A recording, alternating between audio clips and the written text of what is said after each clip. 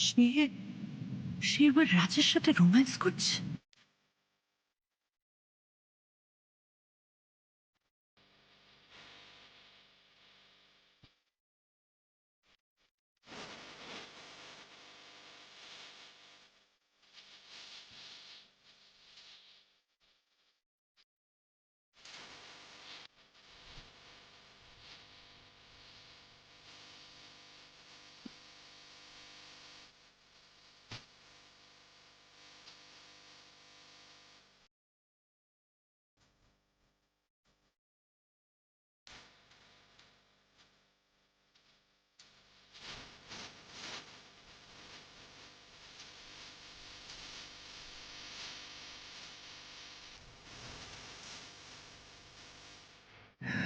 না, এটা হতে পারে না।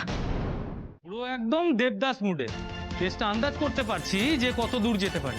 এই আমি একদম ব্যর্থ দেবদাস নই, বুঝতে পেরেছিস? এই সিনেমার হ্যাপি এন্ডিং আমি দেব। স্ত্রীকে আমি পেয়েই ছাড়ব। সতীশ চ্যাটার্জি জীবনে যা চেয়েছে কিন্তু পাইনি, এমন কখনো হয়নি। এই কোথায় যাচ্ছিস তুই? স্ত্রীর কাছে। পাগলামো করিস না সতীশ, তুই কিন্তু এর আগেও এরকম পাগলামো করেছিস, কিন্তু সেই সম্পর্কটা রাখতে পারিসনি। যে থাকার নয় সে হয়তো চলে গেছে, কিন্তু তাই বলে সবাই তো সেরকম করবে না। যেটা পাস্ট সেটা পাস্ট।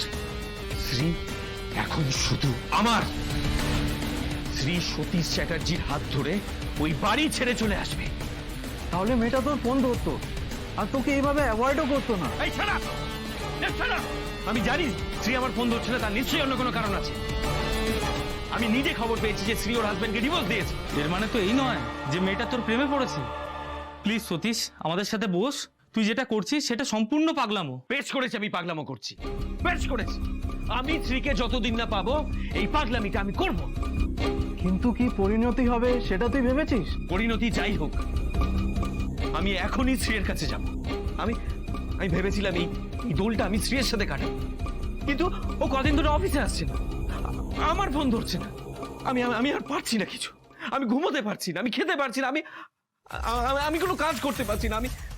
আমি স্ত্রীকে ছাড়া আমি জাস্ট কিচ্ছু ভাবতে পারছি না। তাহলে তুই কি করবি ভাবছিস?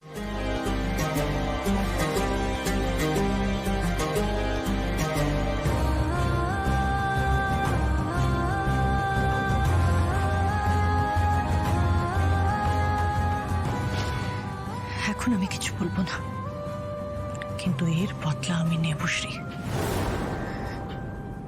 আমার স্বপ্নের মাঝে যে আসে তাকে শেষ করে দিতে আমার বেশি সময় লাগে না।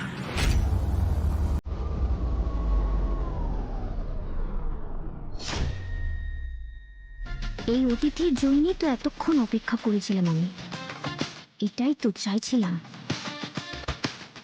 এই পাগল, দেখ কে এসেছে। এবার আসল খেলা শুরু হবে।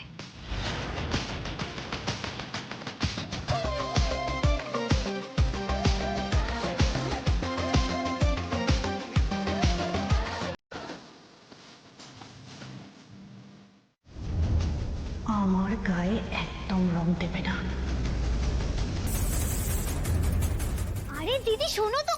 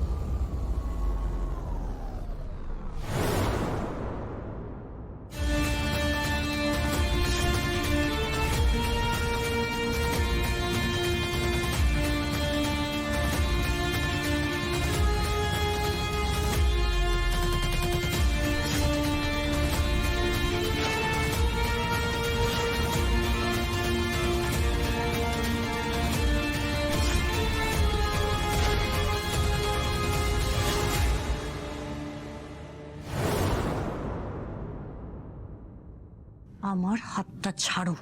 সাহস কি করে হয় এই পরিবারের মেয়ের গায়ে হাত তোলার? বেশ করেছি। না, বেশ করেনি। আপনি আপনার অভদ্রতার সীমা ছাড়িয়েছেন, কথাটা মাথায় রাখবেন।